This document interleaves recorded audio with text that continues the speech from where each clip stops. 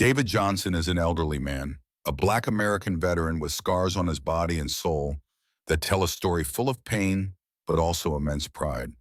When he was young, David served in the Vietnam War, where the brutal and violent battles not only claimed the lives of his comrades, but also left him with indelible memories of death loss in the sense of losing part of his humanity in each confrontation. He was a courageous soldier protecting his country, but upon his return, the world did not look at him with the respect he truly deserved. Now, in his retirement years, David no longer seeks glory or victories. Instead, he yearns for a peaceful life, a quiet place to reflect on old memories and the comrades who fell in war. The small park by the roadside in the city seems to be the only place that can offer him such peace. Every afternoon, David goes there to sit on an old bench where he feels safest, free from the scrutinizing eyes or whispered suspicions.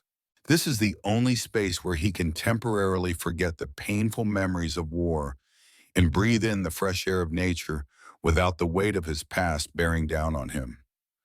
The park is always filled with the laughter of children, the chatter of families, and the soft rustling of leaves in the wind.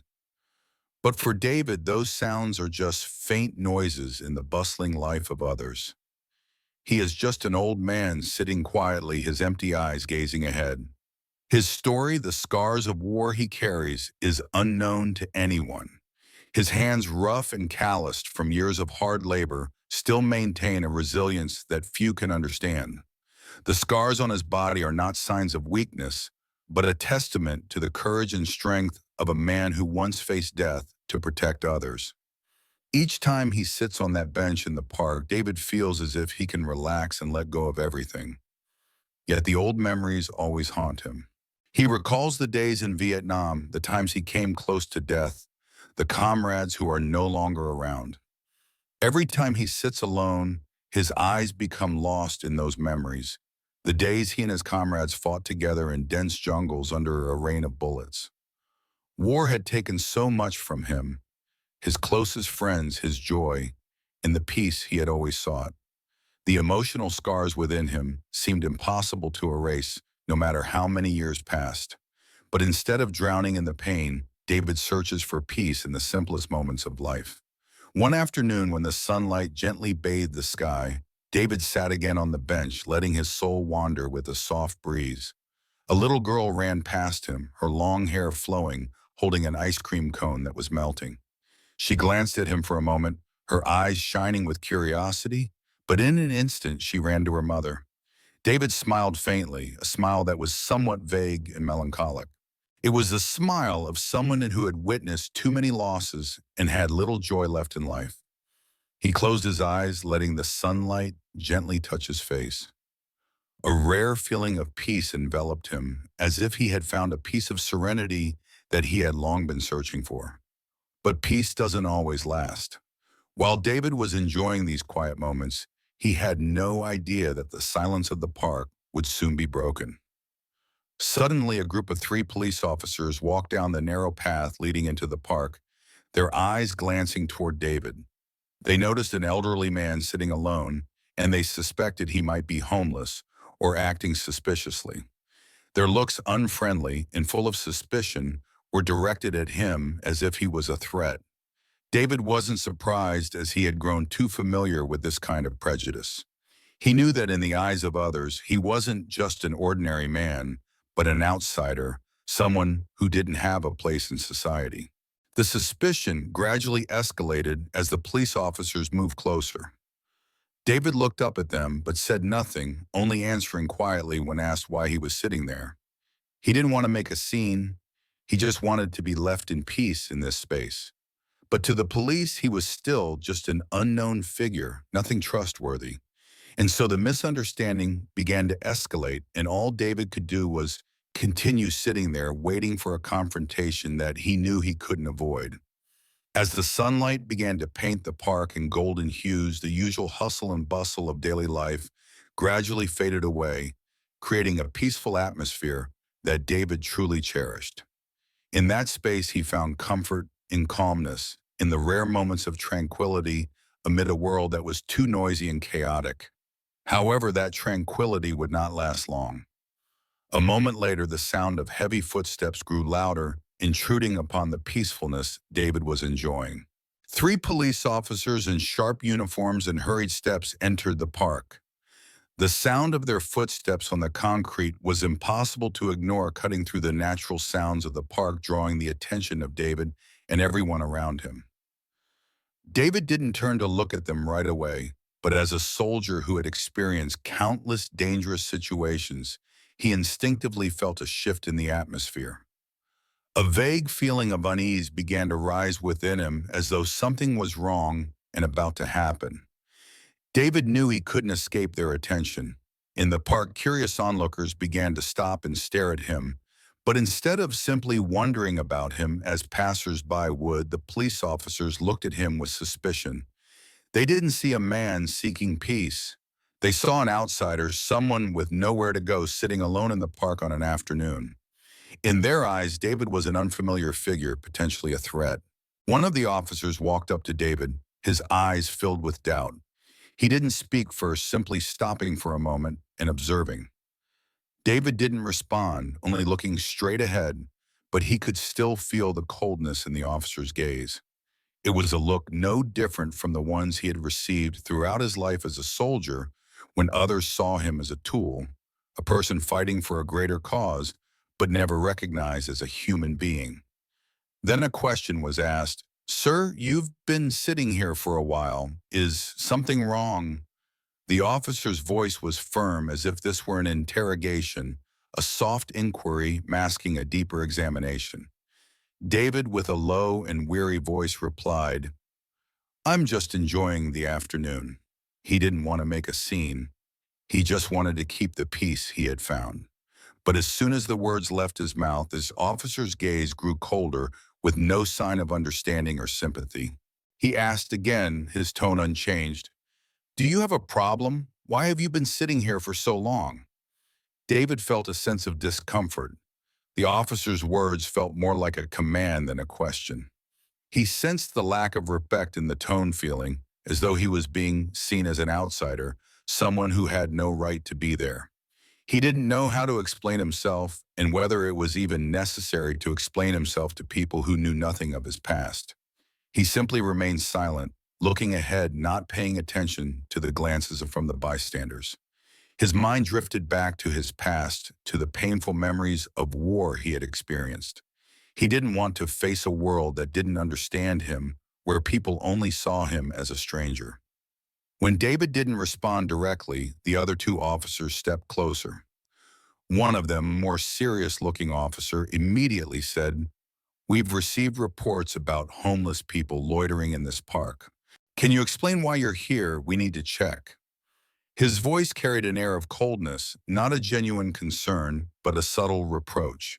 The situation had become clearer than ever. David wasn't someone seeking rest or peace. He was now a suspect. David felt a weight on his chest.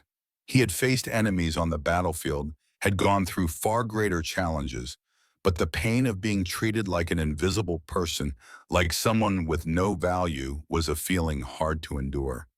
He said nothing, only sat there, his hands folded in his lap, looking at the fading light of the afternoon.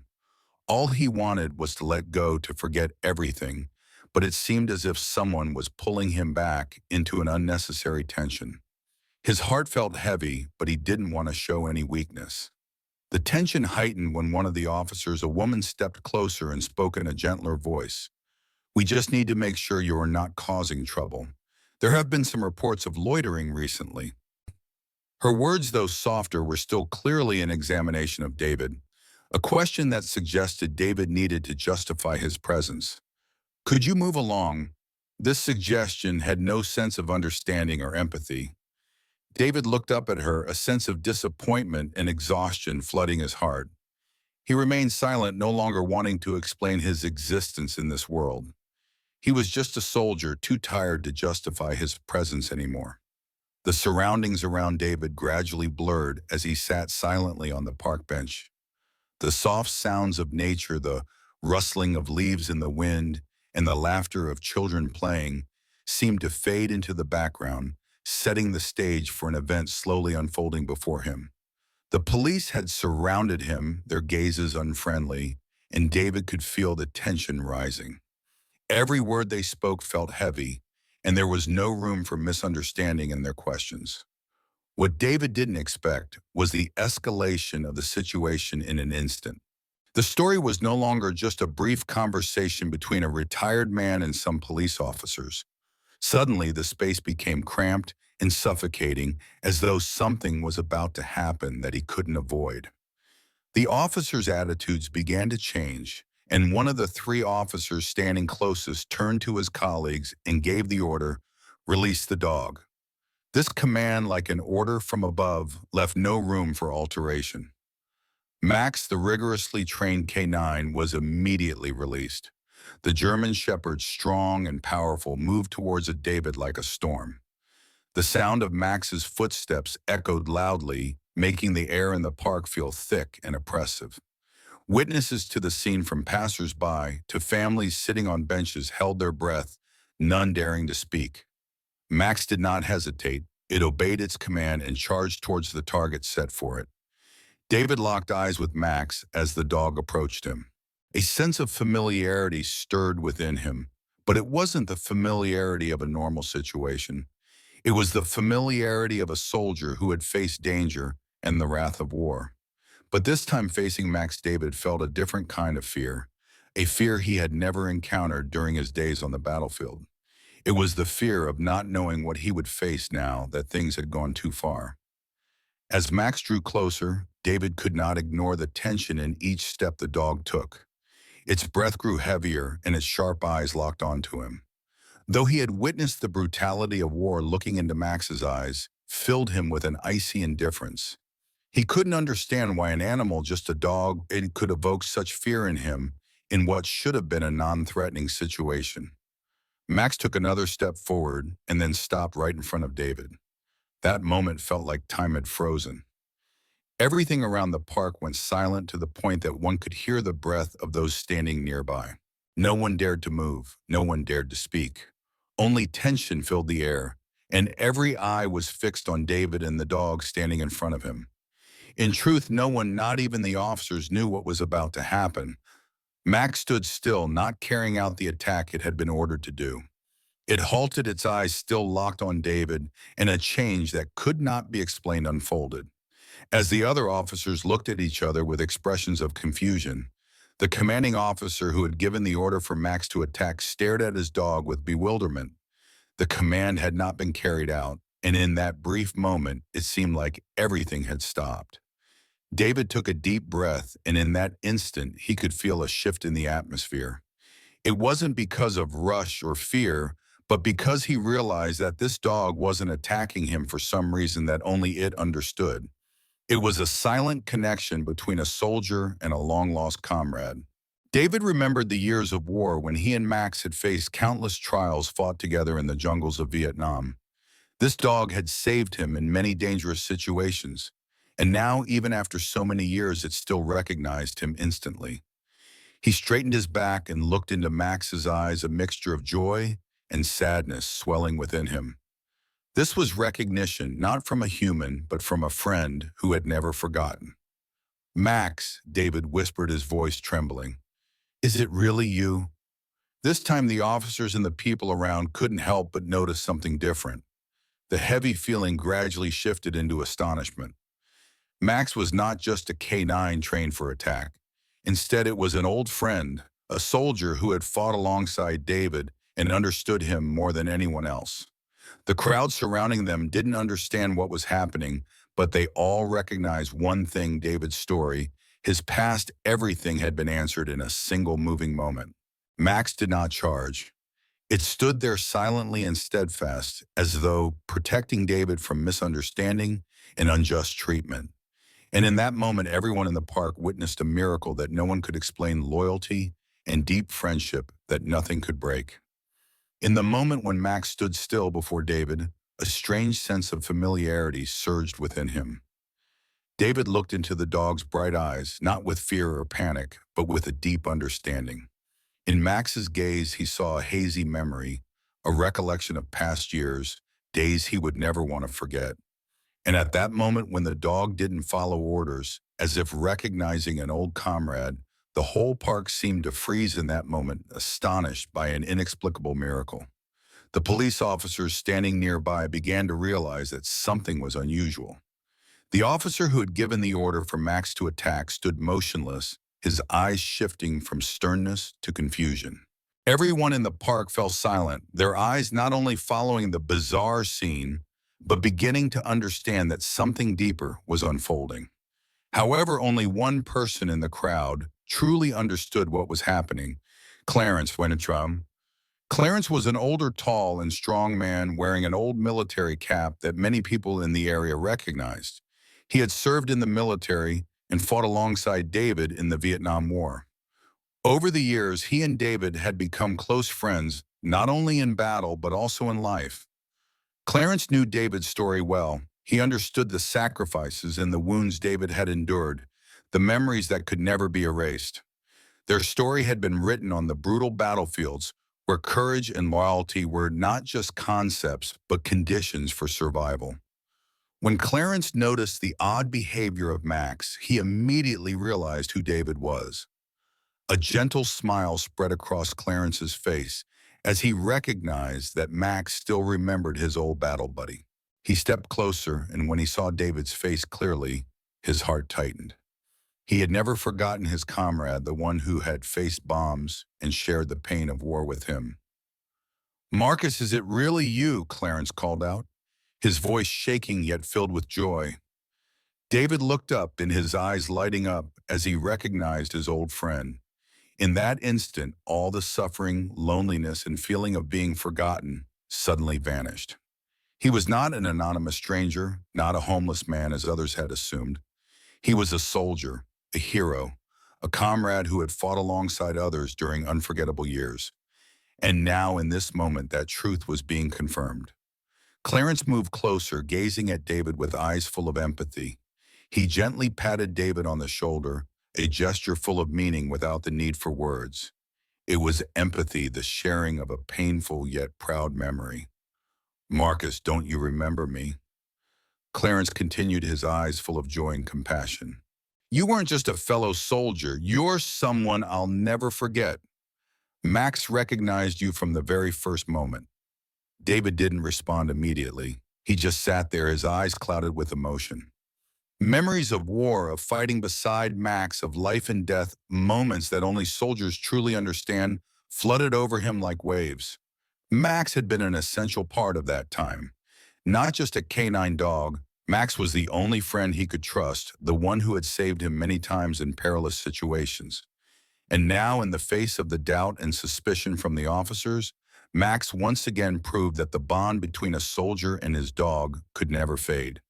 The police officers, still doubtful, saw the change in David's eyes. They began to realize that this story was not just about a man being suspected.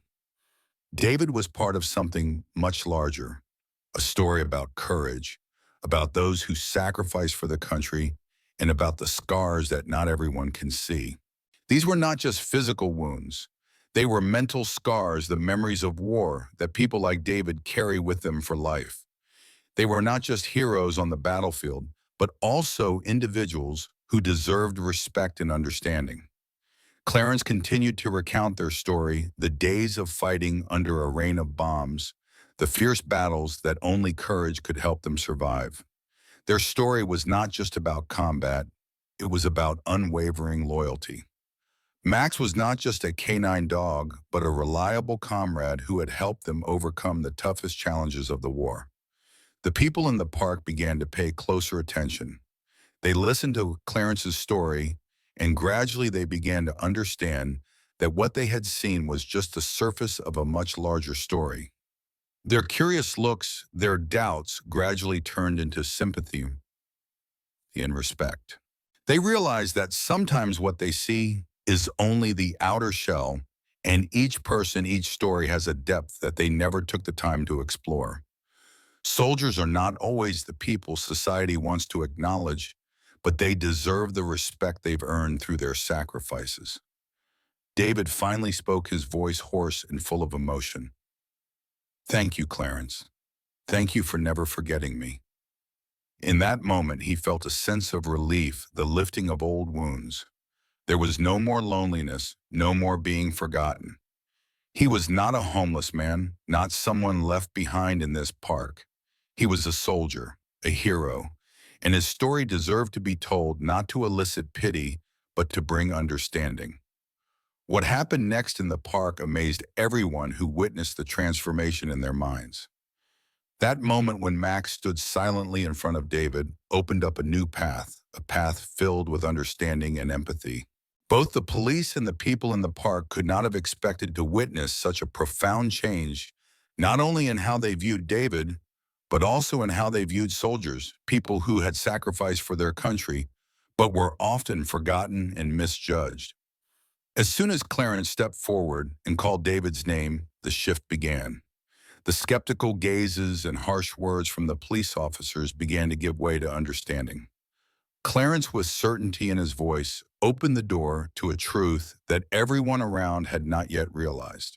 He not only recalled the memories of a battle companion, but also clarified an important truth: David was a soldier, a hero, and above all, he was a crucial part of a much larger story that the people in this park had no idea about.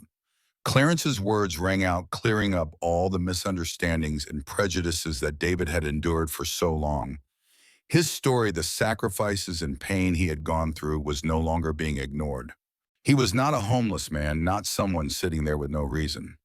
He was a soldier who had defended his country, a hero whose existence had been overlooked by society for too long.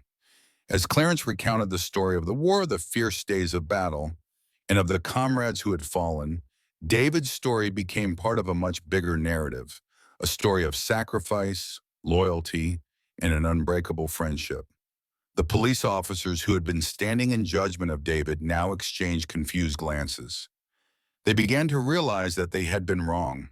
They had hastily judged a man based on baseless prejudices without knowing anything about his painful past.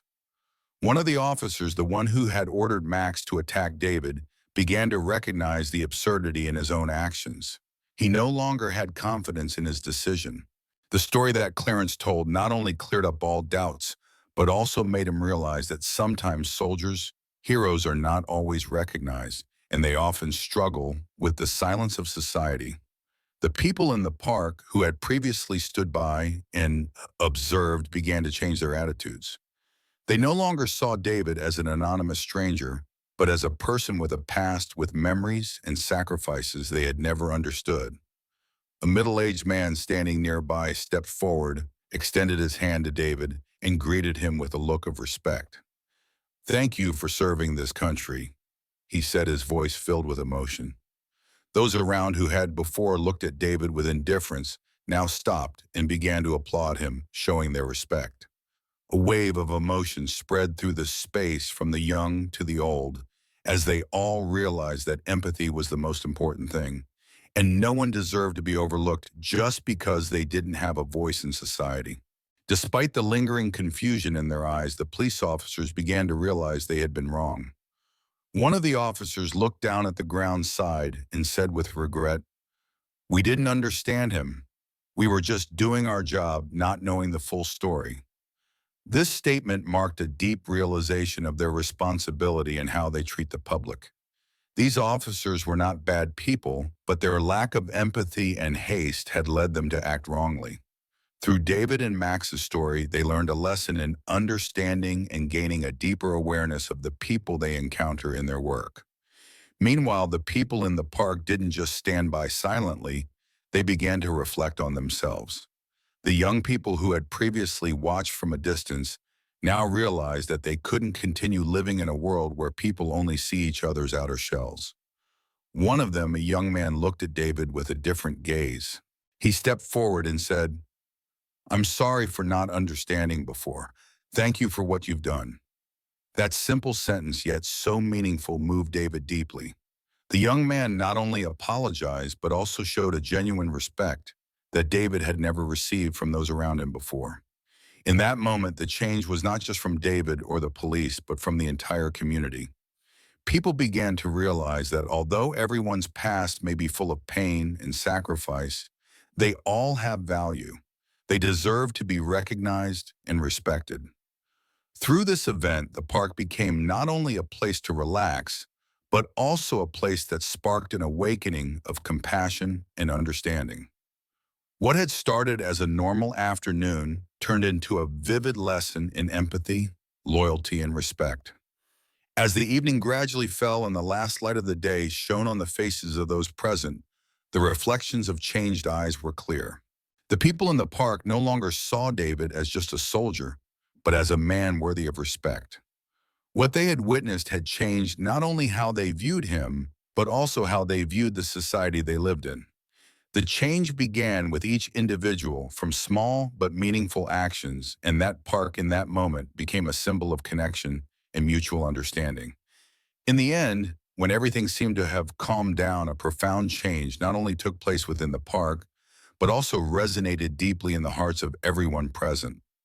As the afternoon light gradually faded and darkness began to cover the park, the atmosphere became lighter, yet filled with emotion. Those who witnessed the event, from the police officers to the park's visitors, had learned a valuable lesson about empathy, honesty, and how to treat people they had only seen through superficial layers. David, after everything that had happened, felt a sense of peace he had not felt in a long time. Facing an old dog, a battle companion who had never forgotten him, he suddenly realized that he was no longer invisible. Max was not just a canine. He was a part of David's life, his silent comrade, his protector during the brutal days of war. But this realization didn't just come from Max. It also came from the community, from those he once thought would never see him in the right light. Clarence, the old friend who stepped forward to tell David's story, opened the eyes of those around him, showing them that sometimes change doesn't come from strangers, but from acts of empathy by those who have lived alongside us for so long. Clarence was not just a longtime battle companion, but also the protector of David's values and dignity in the most crucial moments. Their story wasn't just about memories of war, it was about loyalty, sacrifice, and never abandoning one's friends in the face of danger. When Clarence stepped forward and told the officers that David was a soldier, a hero who fought in the Vietnam War, the police officers no longer had doubts. They began to realize they had made a mistake by judging David solely based on his appearance. The officers who had initially ordered Max to attack now exchanged glances and felt regret for their hasty actions. One of them, the officer who had commanded the K-9 to attack, spoke, his voice faltering in confusion. "We were wrong, we didn't understand him."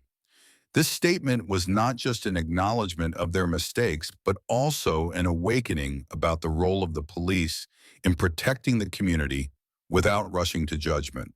They realized that sometimes a person should not be judged merely by their outward appearance or the prejudices society imposes upon them, but by their true story, their past, and the trials they have faced. David, a soldier who had fought on the front lines, was now standing before the officers not as a criminal, but as a man deserving of respect. The lesson didn't stop there.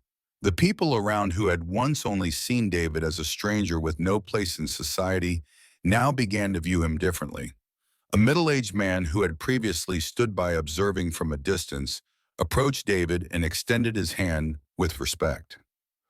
"Thank you for what you did for this country," he said, his voice filled with emotion. Those around, who had previously looked at David with indifference, now stopped and began to applaud, showing respect toward him. A wave of emotion spread through the space, from the young to the old, as they all realized that empathy was the most important thing, and no one deserved to be overlooked just because they lacked a voice in society. David's story, from initially being misjudged to finally being understood and recognized, became a lesson for everyone. It reminds us never to rush to judge someone based solely on their outward appearance. Behind every person is a story, a past, and a reason for existence that not everyone can immediately understand. Those whom society deems as unworthy, those who have no voice, are often the unsung heroes we fail to recognize. This is an important lesson that everyone in the park, from the police officers to the public, learned through David's story. The police officers, after realizing their mistake, couldn't help but feel regret. These officers weren't bad people, but their lack of understanding and their hasty judgment had led them to act wrongly. Through this incident, they not only learned a lesson in compassion and empathy, but also recognized that every person has their own story and they cannot simply judge others by their outward appearance. Every individual, whether a retired soldier or a homeless person, deserves respect. At the conclusion of the story, not only David, but everyone present in the park came to realize that society needs empathy, understanding, and respect between people. From this moment forward, David's story became not just an event in the park, but a profound lesson about the shift in the community's awareness. Those who once didn't understand or even looked down on him now changed their perception. David was no longer a lonely man in the park. He was a person respected and cherished by the community. His story had not only changed him, but also those who had previously looked at him with a different perspective.